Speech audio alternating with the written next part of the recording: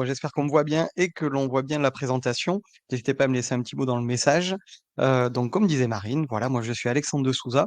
Je suis dirigeant fondateur de la société Easy, donc sur Brive, en Corrèze. Et donc l'objectif de la société, c'est de créer des sites internet jolis, référencés, visibles, et de mettre en avant donc tous les compétences locales, on va dire, de Brive, de Corrèze et même d'ailleurs.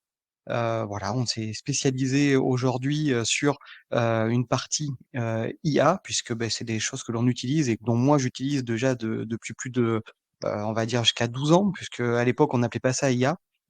Mais je travaillais déjà sur des algorithmes, on va dire, des systèmes qui permettaient de remplacer les mots, par exemple sur des synonymes. Voilà, on créait, des réseaux de sites internet et dans ces réseaux, beh, pour, éviter de devoir réécrire des textes, on mettait un texte dans une sorte de moulinette, un dictionnaire et on verra tout à l'heure pourquoi c'était déjà de l'IA, et ça nous donnait des synonymes et ça permettait d'avoir des textes différents sur chaque site.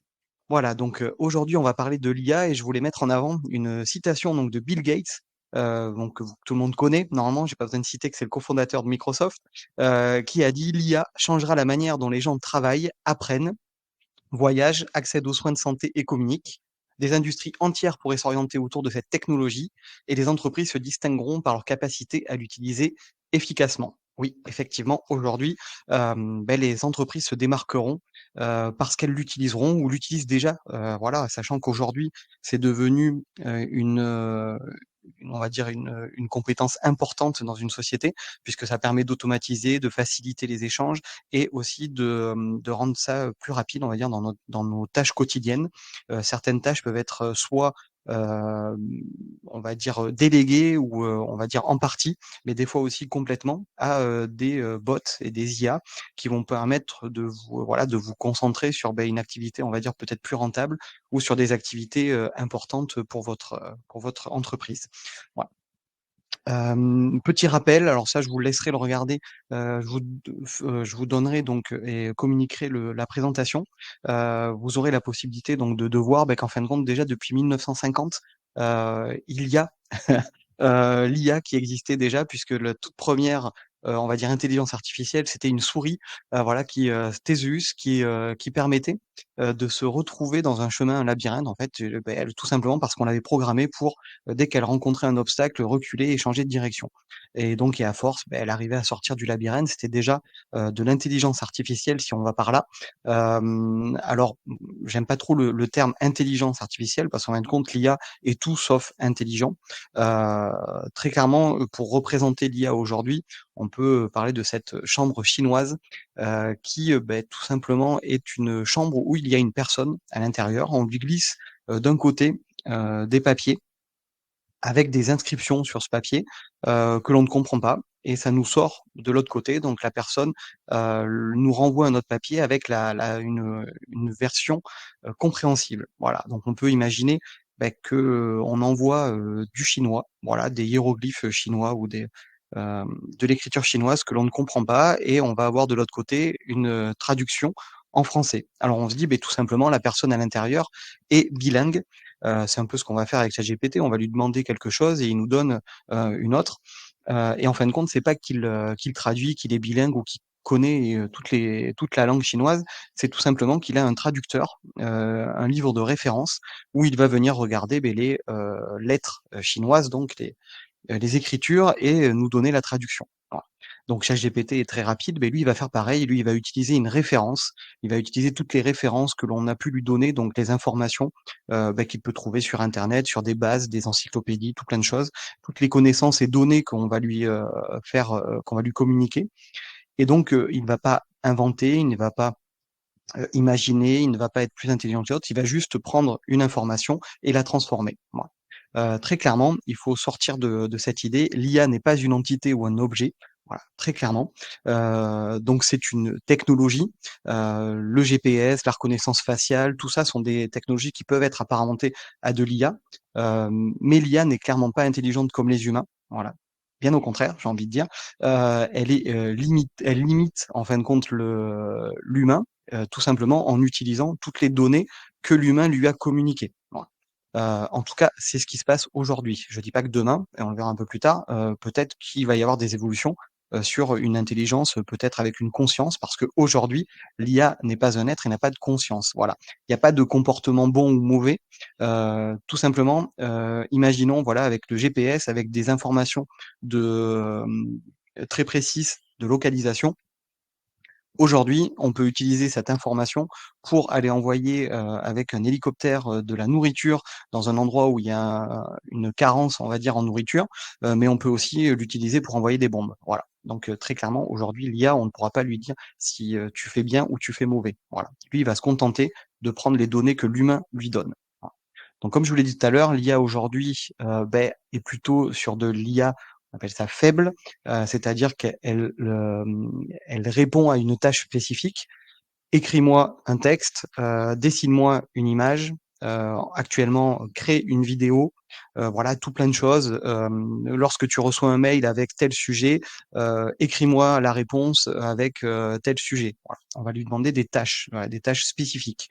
Heu, Demain, il se peut que, il y ait une machine qui puisse, comprendre, apprendre, tout ce que l'humain sait faire sans que l'humain ait besoin de lui apprendre lui-même. Voilà, puisque là aujourd'hui, toutes les données, c'est l'humain qui lui donne. Donc, heu, très honnêtement, j'ai pas spécialement envie que ça arrive, mais aujourd'hui, en tout cas, l'IA nous aide sur toutes les tâches très spécifiques que l'on a besoin et dans cet atelier, je vais vous parler de 2 tâches spécifiques qui sont la génération donc de contenu et donc on utilise pour ça l'IA générative. Et donc c'est une intelligence artificielle qui va permettre de créer des contenus. Voilà, et donc là, on va parler de texte, d'images, de musique, je vous ai dit d'audio, des vidéos. Voilà, il y a tout plein de possibilités de génération de contenu. Et encore une fois, ce n'est pas une génération, heu, créative dans le sens propre du terme, puisque c'est une génération par rapport à quelque chose qu'il connaît. Voilà. Aujourd'hui, et on va parler d'ailleurs de ChatGPT, énormément de ChatGPT aujourd'hui, et DALL-E, donc le penchant, visuel et images, illustration. Hem, on est sur de la génération par rapport à des contenus qu'il connaît. C'est-à-dire qu'il a pu, analyser et qu'il a pu, visualiser. Voilà, il n'y a pas de création à proprement parler. Donc là, on va regarder aujourd'hui, comment, piloter cette IA générative et comment générer donc du contenu, que ce soit texte ou image. Pour demander donc à l'IA, de créer quelque chose, voilà, on va lui demander, on va lui prompter. On va faire un prompt qui va lui dire: «Crée-moi, ce contenu, que j'ai besoin». Voilà, et donc plus on va avoir des prompts de qualité, plus on aura un résultat et une génération de contenu qui sera de qualité. Très clairement, pour faire le bon prompt, là, je vais vous donner un exemple d'un prompt, qui est tout simple: «Écris-moi quelque chose sur les voyages au Mexique». Donc voilà, le résultat. Donc, il n'a pas beaucoup d'infos. Je lui dis juste d'écrire quelque chose sur le Mexique, d'un voyage, mais il n'a pas de contexte, il n'a pas de rôle, il n'a rien. Voilà, et on va regarder aujourd'hui comment faire un bon prompt pour avoir, des résultats qui sont, meilleurs que celui-ci et surtout qui correspondent à ce que vous souhaitez. Est-ce que vous voulez partir au Mexique? Est-ce que vous voulez créer un article pour parler du voyage au Mexique? Est-ce que vous voulez, parler des Mexicains? Voilà, il y a plein de possibilités, et donc ce qu'on va voir aujourd'hui, c'est de pas faire un texte comme ça, d'un prompt comme ça, mais de travailler sur un prompt correct. Un bon prompt donc commence en premier lieu par le rôle. Il va falloir, voilà, c'est indispensable et crucial de lui assigner un rôle précis. Si vous êtes trop vague, très clairement, il va interpréter cela de 1000 manières. Pourquoi? Parce qu'il a, intégré toute, une base de données qui va parler du Mexique, qui va parler des voyages, et il va pouvoir vous répondre vraiment dans n'importe quel, enfin de n'importe quel thème ou n'importe quelle, situation. Donc l'objectif, en premier lieu, dès que vous allez créer un prompt, que ce soit, sur ChatGPT, que ce soit sur d'autres, outils, Mistral ou autres, ou Llama, voilà, Bard, enfin Gemini maintenant, vous allez pouvoir vraiment, vous allez devoir vraiment lui donner un rôle précis. Alors ça pourrait être par exemple dans mon cas, dans ce que je vous ai proposé en exemple, agit comme le chargé marketing d'une agence de voyage basée à Brive, spécialisée en création de contenu. Voilà, on va lui donner donc un rôle précis où il va, pouvoir se documenter sur, son rôle. il est chargé de marketing. Donc en premier lieu, qu'est-ce que va faire l'IA?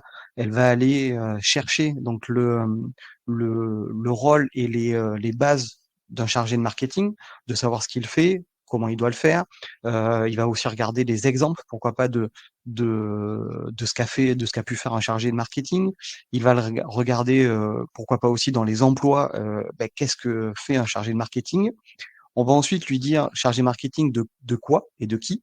Donc d'une agence de voyage. Donc là, il va prendre en compte le fait que ce soit un chargé de marketing d'une agence de voyage et basé à Brive. Donc là aussi, il peut y avoir des subtilités selon la localisation du rôle qu'il va prendre. Et spécialisé en création de contenu. Pourquoi? Parce que là, aujourd'hui, je veux lui faire créer du contenu et du texte. Voilà. Donc on va vraiment spécialiser le texte. Voilà.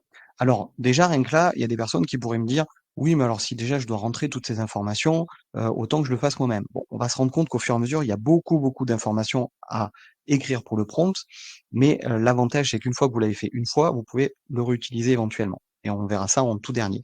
Mais très clairement, aujourd'hui, si vous ne mettez pas déjà cette première partie en rôle, vous allez avoir un résultat de génération qui va être pas de gamme, brut et que vous ne pourrez pas utiliser. Voilà. Donc une fois que vous avez défini le rôle, voilà, de votre bot, j'ai envie de dire, vous allez lui dire le contexte, vous allez lui donner le contexte. Voilà. Ça, c'est l'ingrédient essentiel pour que le prompt soit réussi et de mettre voilà, une structure voilà, à votre contenu et à la génération qu'il va y avoir. Voilà. Donc on va dire donc à qui on s'adresse et qu'est-ce qu'on souhaite obtenir. Donc une fois que on a choisi le rôle, pardon, hop, une fois qu'on a donné le rôle, donc on va lui dire, je souhaite, enfin tu souhaites, en tant que chargé marketing de l'agence de voyage de Brive, tu souhaites rédiger un texte pour les voyageurs qui souhaitent partir au Mexique, en leur indiquant les documents nécessaires pour voyager en toute sécurité dans le pays. Donc ça, on est d'accord, c'est un exemple, mais ça vous donne euh, toutes les informations. Là, ici, on a le contexte, on a ce que l'on souhaite, on rédige un texte qui est accessible aux voyageurs qui veulent partir au Mexique. Donc là déjà on a défini par rapport au pays donc que j'ai indiqué dans le tout début, dans tout l'exemple, on lui a donné beaucoup plus d'informations. Et là on lui donne en plus un contexte spécifique, c'est qu'on souhaite qu'il indique les documents nécessaires pour voyager en toute sécurité dans le pays. Donc là, très clairement, il va pouvoir analyser toutes les données et toutes les informations qu'il a sur cette partie-là pour pouvoir nous les redonner ensuite dans un texte et qui en plus va être peut-être allégé et rendu beaucoup plus pédagogue pour les voyageurs qui veulent partir au Mexique. Donc là, on a le rôle, on a le contexte, on va lui spécifier aussi le format. Voilà. Le format, pourquoi? Parce que ça va permettre de lui dire, par exemple, la longueur de notre texte que l'on souhaite. On va pouvoir lui demander aussi comment on veut le résultat. Est-ce qu'on veut du visuel ou pas? Voilà. En tout cas, ce que l'on va faire, c'est que avec le format, on va pouvoir lui donner donc des informations beaucoup plus précises sur le rendu de ce que l'on veut. On va pouvoir aussi lui dire, par exemple, de rédiger donc cet article pour le blog de mon site internet, ajoute au moins 10 emojis, voilà, pour rendre ça un petit peu plus facile à lire et plus sympathique à l'œil, et commence par une phrase d'accroche en 2 lignes. Donc ça, c'est une instruction qui est plutôt claire, qui permet de déterminer la longueur, qui permet de déterminer le style visuel et la structure.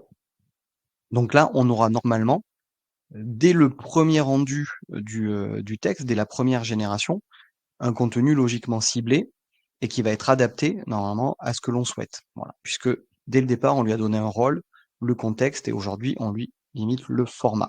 Voilà. Un point qui est important également dans le prompt, ça va être le ton. Le format, pardon. Hop, je vais y arriver, à chaque fois ça va en arrière. Le ton, effectivement. Pourquoi? Parce que le ton va permettre de donner le style de communication que vous avez auprès de votre audience. Là, aujourd'hui, on veut un article pour notre blog. Si vous êtes dans un blog plutôt où vous utilisez le tutoiement, vous utilisez, une interaction, assez, rapprochée avec votre communauté, bah, vous allez avoir un ton plutôt sympathique.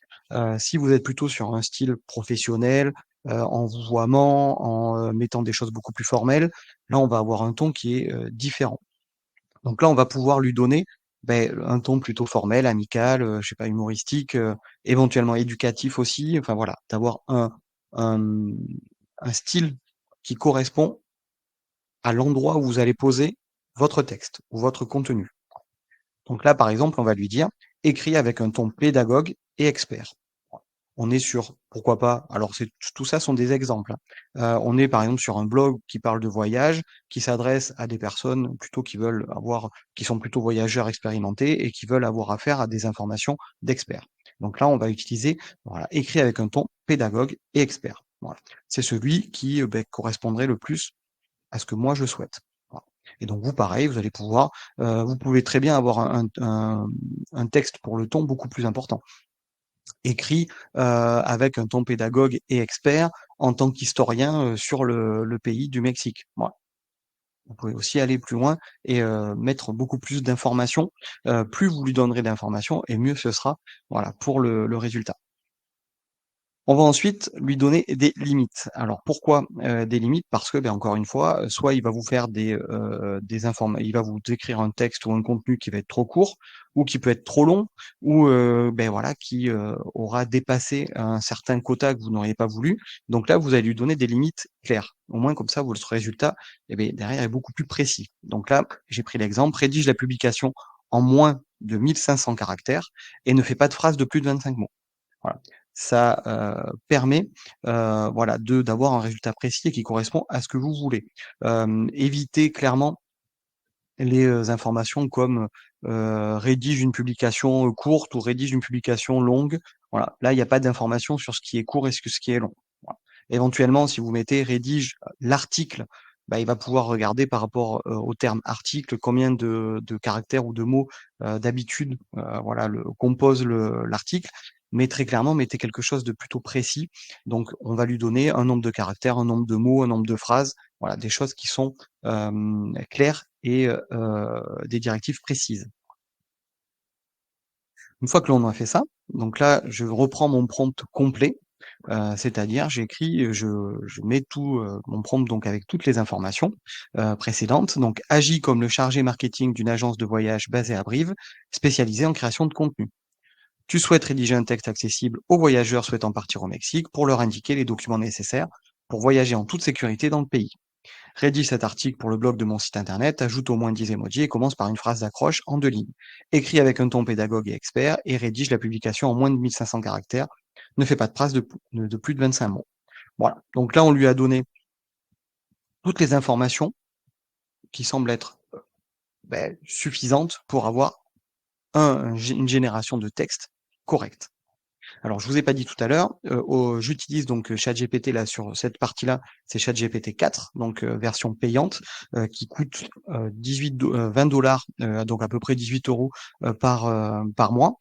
Voilà et qui vous permet d'avoir non seulement la génération de texte, mais aussi l'accès, à, toute la base de données internet, voilà, jusqu'en 2022, il me semble, et on est sur des informations et une donnée, on va dire, un peu plus poussée que sur du ChatGPT 3.5, voilà, qui n'a pas accès à internet et qui utilise des données, voilà, qui déjà intégrées. Voilà. Alors vous pouvez lui donner bien sûr des informations complémentaires, mais on va dire qu'il va être beaucoup moins précis, que le 4. Voilà donc le résultat. On a un résultat donc, plutôt sympathique qui correspond à ce que je lui ai, demandé. Alors attention, parce que si on regarde, un peu plus précisément et c'est d'ailleurs ce que vous devez faire, n'utilisez jamais un contenu directement en copiant-collant et en l'intégrant dans votre, blog, article, site, voilà, e-commerce. Hem, ChatGPT doit être utilisé comme un assistant et comme, une base de travail. Voilà. Très clairement, quand vous créez ou, faites rédiger donc du contenu, par l'IA, très clairement, ne l'utilisez pas de suite. moi je vous conseille vraiment de le retravailler, de rajouter quelques phrases qui voilà, pour donner un côté humain, parce que là, beh, on peut retrouver certains mots qui sont utilisés, qui peuvent être utilisés que par des IA ou qui des suites de mots, voilà, qui sont pas spécifiquement, utilisés dans la vie de tous les jours et ça peut, voilà, vraiment donner un côté un peu robot et vraiment déshumanisé, de votre contenu. Donc là, derrière, utilisez ce contenu-là pour travailler votre article et beh, pouvoir ajouter vous-même, du contenu un peu plus personnalisé et plus humain. Voilà, si je peux dire ça comme ça. Voilà, donc une fois que vous avez ça et que vous avez votre texte, moi ce que je conseille et c'est la dernière partie du prompt, c'est de faire des révisions et de continuer à l'améliorer. Voilà. Vous allez pouvoir regarder donc qu'est-ce que vous avez eu comme réponse et vous allez pouvoir les optimiser.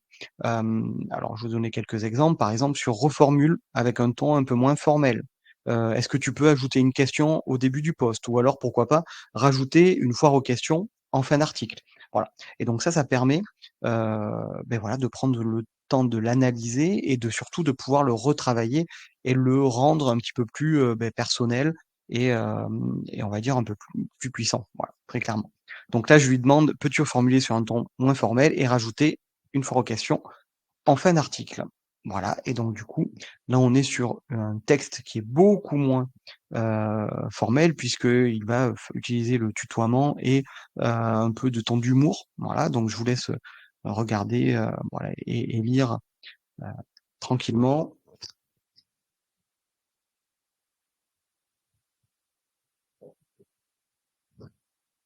Voilà, donc on a amélioré quand même clairement un petit peu le contenu et la façon dont c'est dit.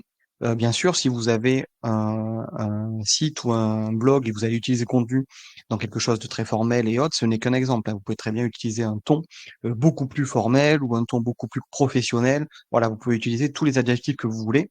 L'objectif, c'est de vraiment lui donner l'information sur ce que vous attendez. Voilà. Et donc une fois que vous êtes satisfait, de votre prompt, l'objectif, ça va être, de le conserver, éventuellement pour pouvoir le réutiliser en modifiant, par exemple, le terme Mexique et en mettant, Nouvelle-Zélande, Australie, voilà, ce que vous le souhaitez. Voilà, donc ça, c'est vraiment, un avantage, et surtout de le conserver en dehors de ChatGPT, qui vous permet de pouvoir le réutiliser quand vous le voulez et de pouvoir l'améliorer aussi. Faites-vous des collections de prompts aussi, c'est plutôt intéressant de, voilà, de pouvoir réutiliser, copier-coller.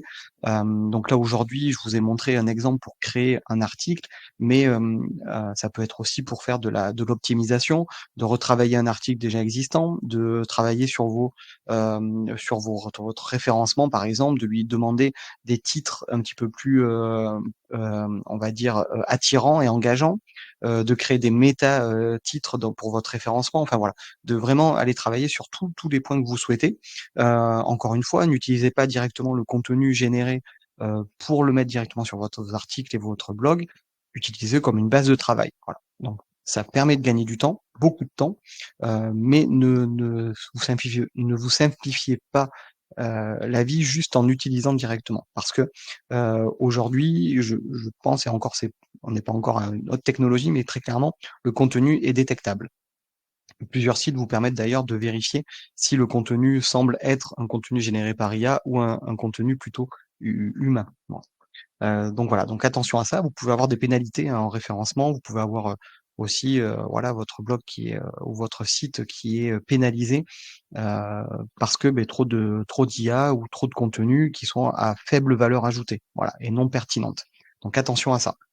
Hem, hop. Alors j'ai pas fait attention s'il y avait des questions.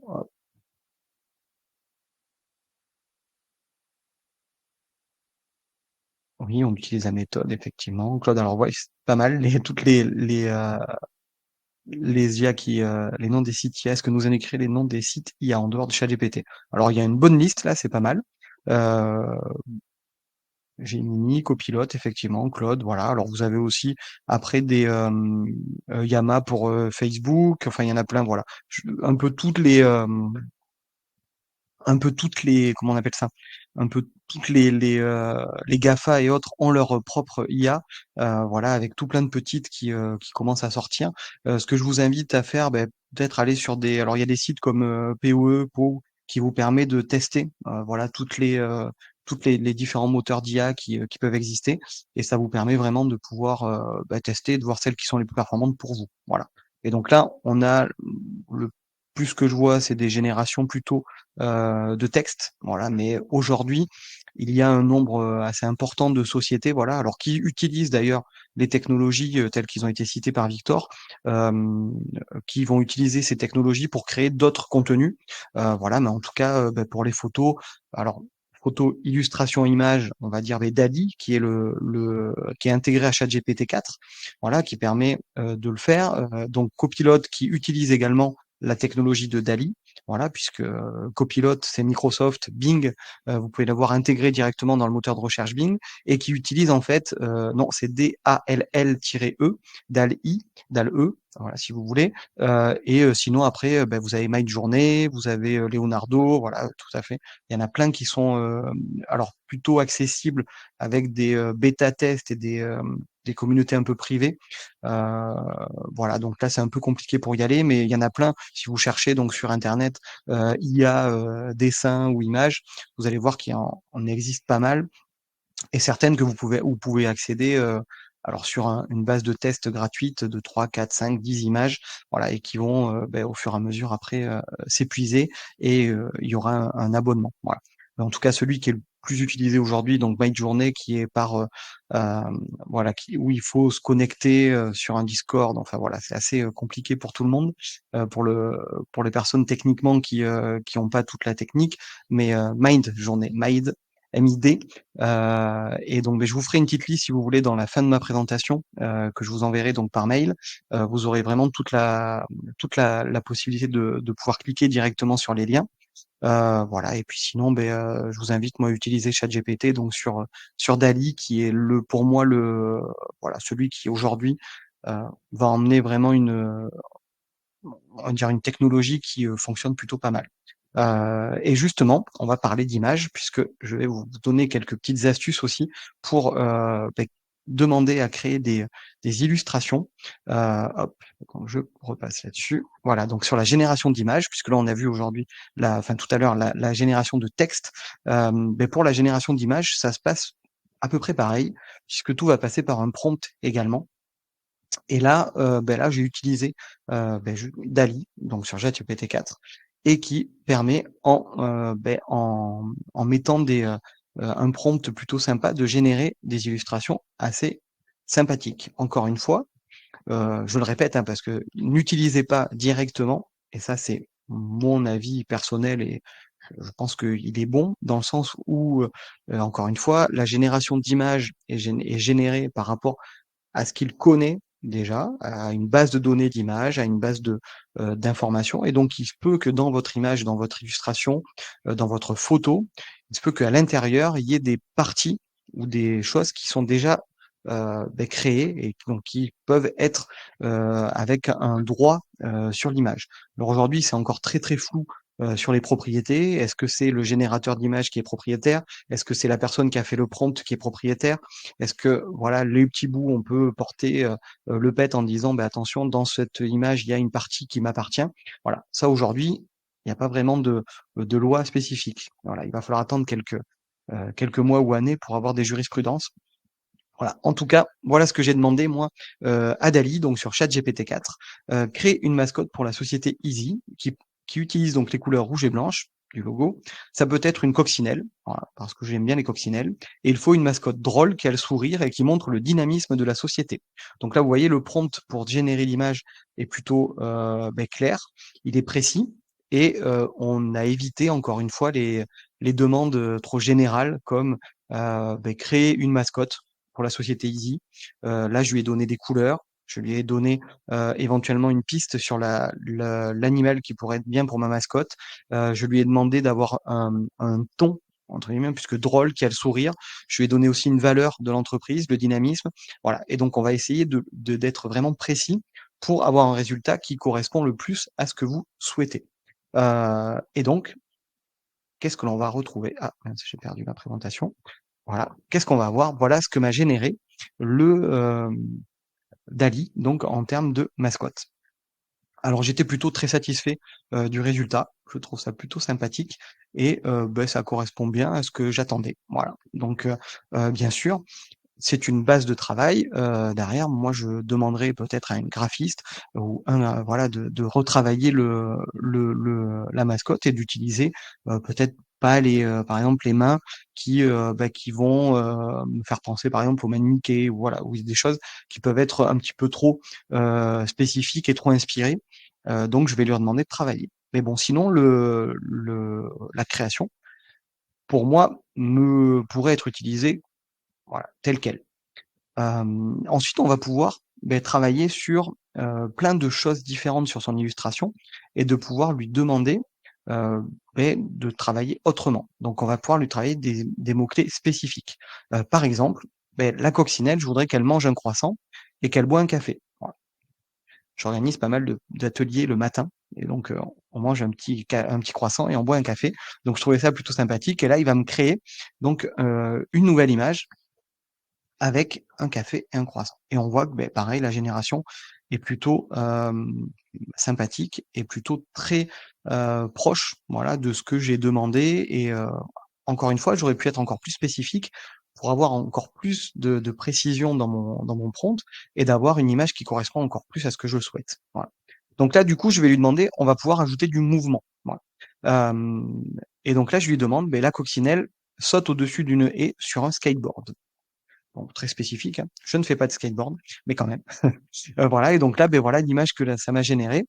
Pareil, je trouve ça plutôt, super sympa et ça m'a fait penser à, un style d'un peu dessin animé et donc là aussi, je vais pouvoir lui préciser un style ou une référence. Alors attention, certaines références sont peut-être bloquantes. Voilà, ça peut être sur des imitations d'artistes ou autres, ça peut bloquer. Voilà. Bon, là, ici, je lui demande dans le style dessin animé de Pixar. Là, ça a pas bloqué et ça m'a généré ce contenu avec cette image, voilà. Et donc là, j'ai dit: Tiens, on va pouvoir aussi, rajouter encore quelque chose et jouer avec de la lumière et le moment de la journée». Et donc là, on va pouvoir lui dire: «Je veux une vue large avec un soleil éclatant». Alors, je sais pas si vous avez vu, hop, depuis tout à l'heure, à chaque fois que je lui mets une nouvelle demande, la coccinelle ressemble plus vraiment à ce que, je souhaitais, ou du moins plus du tout à la mascotte que je lui ai demandé au départ. Alors si je lui avais mis dans le prompt toutes les, informations, on aurait pu avoir quelque chose qui se rapproche un petit peu plus de ce que je voulais.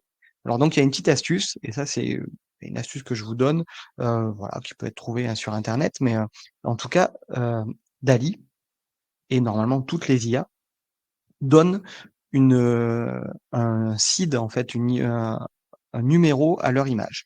Et donc, quand vous générez, par exemple, quand j'ai généré la partie mascotte, je peux lui demander de me donner le seed de l'image qui a été générée. Et ce seed-là, en fait, c'est un numéro. Voilà, ChatGPT me répond, me donne ce numéro, et ce numéro correspond à l'image précisément qu'il a générée. Donc là, c'est ma mascotte. Et donc, je vais pouvoir imaginer de modifier cette image et faire un petit peu on va dire des choses différentes avec cette même image, voilà. Alors attention, elle sera pas complètement identique, mais en tout cas, je vais pouvoir lui demander de retravailler sur cette base de référence. Et donc, je vais lui dire: «Génère une image du seed», donc mon image mascotte, en format mascotte pour l'entreprise Easy, mais cette fois en utilisant des points blancs au lieu de noirs. Et donc voilà ce que ça m'a généré. C'est plutôt, sympathique. Voilà et donc il m'a repris, heu le côté mascotte, on est un peu dans le même style. Alors là, par contre, on a l'impression que la 1re mascotte était, masculin et là, on est plutôt sur du féminin. Et il m'a bien changé donc les couleurs et comme je lui ai donné les points, blancs sur rouge et autres, là, il me les met beaucoup plus visibles. Donc là, on va pouvoir travailler, ensuite sur ce seed, redemander le seed de cette image et retravailler en fait le contexte de cette image et comme, tout à l'heure, je pourrais lui dire maintenant: «Utilise le seed 2828», je sais plus exactement le numéro, mais de réutiliser le numéro et de lui dire: «Sur un skate» et donc vous pouvez réutiliser tout ce que je vous ai dit tout à l'heure, en utilisant, le moment de la journée, en utilisant une action, un mouvement, voilà, sur votre image générée en premier. Et donc ça vous permet, de pouvoir l'utiliser pour plein de choses différentes. Voilà. Donc là, c'est vraiment un point assez intéressant, c'est de pouvoir réutiliser le site donc de l'image. Aujourd'hui, sur Dall-E, vous avez la possibilité et ça je vous l'ai pas mis, dans la présentation. Bon, c'est une fonctionnalité qui est arrivée il y a quelque temps, mais qui est quand même, plutôt récente, qui vous permet aussi d'aller modifier en sélectionnant une partie de votre image et de lui dire: «Beh, cette partie-là, modifie-la». Par exemple, je peux dire: «Beh, là sur les bras sur les mains, je veux, sur les mains par exemple, que les mains soient toutes noires». Donc je vais sélectionner les 2 mains et lui dire: «Recolorie moi les mains en noir». Ou je vais lui dire: «Beh, tiens, le point du milieu, le point blanc du milieu en dessous de Easy, je veux qu'il soit, noir». Voilà et je vais pouvoir le lui demander et donc ça permet de pouvoir modifier directement à l'intérieur de Dall-E votre image directement et donc c'est plutôt intéressant. Vous pouvez aussi comme ça changer les fonds, changer, voilà les images de premier plan ou autre. Voilà. C'est plutôt très intéressant. Voilà, donc là, beh, c'était pour la partie image, donc génération d'images et donc je vous ai fait un petit résumé, donc qui est pour la partie prompt, textuel. Donc pour un bon prompt, on va faire la définition du rôle, agit comme, on va contextualiser la demande.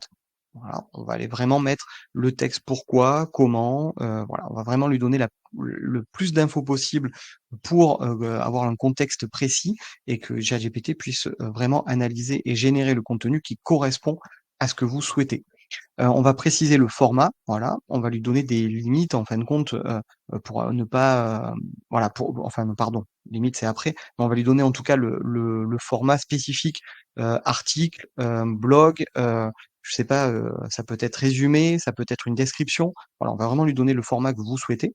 Ensuite on va choisir le ton, plutôt, pédagogue, humoristique, à la première personne. Voilà, on va vraiment donner le ton que l'on souhaite et on va définir les limites, pour éviter d'avoir un texte ou trop court ou un texte ou trop long. Voilà.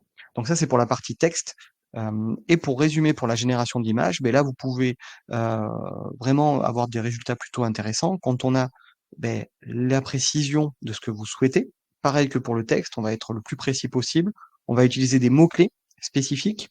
On va ajouter du mouvement, si vous le souhaitez, par exemple des chevaux qui courent. On va, préciser le style, plutôt un style, réaliste, voilà, ça peut être vraiment le style dessin animé, style film des années 80. Voilà, on va lui demander vraiment un style spécifique et même pourquoi pas une référence en termes d'artiste. Voilà, c'est possible et on va jouer également, sur la lumière et le moment de la journée. Beh, là pourquoi? Parce que, beh, ça va permettre de créer par exemple des ombres ou de créer vraiment une personnalisation de l'image. Voilà et donc ça, c'est, beh, encore une fois, ça permet de vraiment personnaliser et humaniser, si je peux dire, le côté génération d'images. Puisqu'encore une fois, il ne génère que ce que vous lui demandez. Donc essayez vraiment d'être le plus précis et de rajouter le plus d'éléments possible, voilà. Et même aujourd'hui, sur des demandes spécifiques de photos, vous pouvez même aller lui mettre, l'ISO, le grain, le temps d'ouverture, voilà. Tout ça, il va pouvoir le calculer et créer une photo, encore plus réaliste par rapport à ce que vous lui demandez.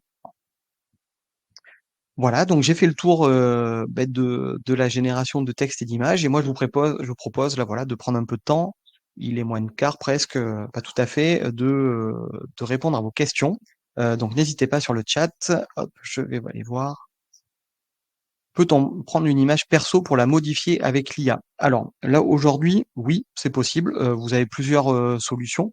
Donc il vous faudra quand même, ChatGPT 4, par exemple, si vous voulez pouvoir envoyer des, documents et des fichiers, beh, pour utiliser avec Dall-E. Par contre, moi, ce que je propose, qui pour moi est l'outil là aujourd'hui qui est le plus élaboré pour modifier des images perso, ça va être, la suite Adobe qui vous propose donc avec, Adobe Express, Firefly, autres qui vous permettent de pouvoir envoyer et utiliser votre photo personnelle. Maintenant, elle va utiliser pour créer quelque chose d'autre. Sinon, vous avez aussi plein de solutions et d'outils disponibles sur internet, où vous pouvez envoyer vos photos et par exemple lui demander de mangaifier, je sais pas si on dit ça comme ça, mais en tout cas ou d'animer ou de rendre, heu, on va dire, version dessin, version manga, version, image, noir et blanc, voilà, votre photo, et donc ça peut permettre, oui, effectivement de pouvoir, modifier votre image personnelle avec une IA. Ouais. En tout cas, ça va être avec un outil IA. Voilà, donc n'hésitez pas, est-ce qu'il y a des questions?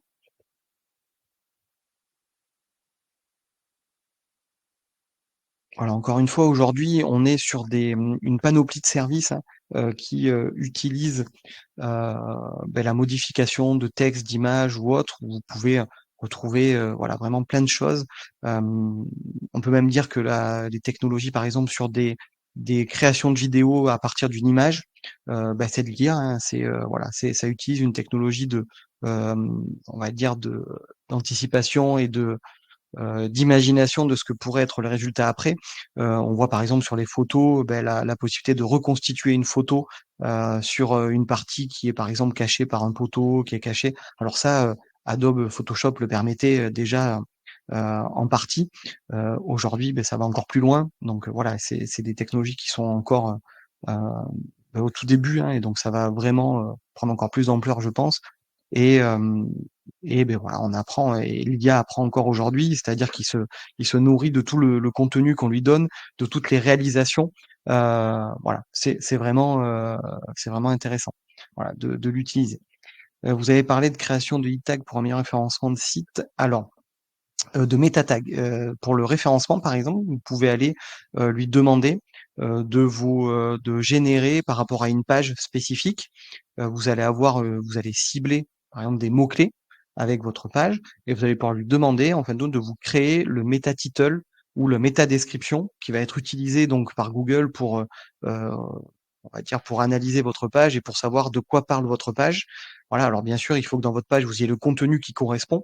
Mais en tout cas, ça va vous permettre de vous créer, un méta title, par exemple, optimisé pour le référencement. Là, aujourd'hui, vous pouvez demander à ChatGPT d'optimiser, certaines parties de votre site, en tout cas de vous aider à l'optimiser, en SEO. Puisque lui, il connaît les règles du SEO, il a tout le contenu, il a toutes les données pour, savoir comment avoir un bon référencement.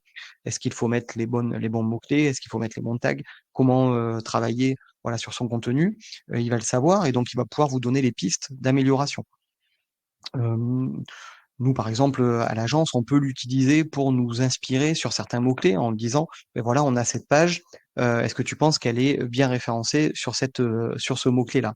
Et lui, il va nous dire: «Beh, par exemple, le mot-clé n'est peut-être pas assez présent ou il est trop présent». Voilà, et donc nous, on va adapter aussi par rapport à ça. Bon, ça, c'est des choses que l'on faisait déjà avec d'autres outils avant, qui étaient pas, considérés comme de l'IA, mais qui l'est aujourd'hui. Voilà, il y a plein d'outils aujourd'hui qui nous permettent d'optimiser, son site, voilà. Alors bien sûr, il faut avoir les connaissances, heu, des lignes d'un bon référencement, mais très clairement aujourd'hui, ChatGPT peut vous aider. Oui, tout à fait.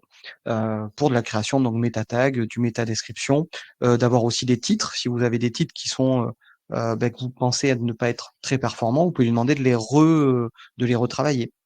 Alors bien sûr, vous aurez besoin de vous d'avoir généré déjà les titres de vos pages, d'avoir généré votre contenu, mais ChatGPT va pouvoir vous les optimiser. Il faut vraiment l'utiliser, je redis ce que j'ai dit au début, comme un assistant et non pas comme un remplaçant. Heu, le but, c'est pas de lui déléguer toutes vos tâches parce qu'il le fera pas bien. Voilà, il le fera pas en tout cas, correctement. Hem, Par contre, vous pouvez lui apprendre à, automatiser certaines tâches et vous pouvez donc vous délester d'une partie de votre activité, que ce soit sur de l'optimisation de texte, l'optimisation d'images, pourquoi pas. Mais demain, ça peut être aussi encore une fois, comme je vous l'ai dit, des optimisations de votre service après-vente, de votre support, voilà, avec des bases de données de réponses, qui sont, déjà, faites. Souvent, il y a des questions qui reviennent assez régulièrement. Alors vous pouvez avoir la possibilité d'avoir un FAQ, par exemple, sur votre site, mais vous pouvez très bien avoir aussi un chatbot, qui, grâce à l'IA, va aller chercher le contenu de réponse qui va pouvoir être le plus précis. Voilà. Et qui vont vous éviter, vous, de perdre du temps, si je peux dire, à faire du support sur des choses, voilà, vous avez déjà les réponses et vous avez déjà une base de données de réponses. Est-ce que vous avez d'autres questions?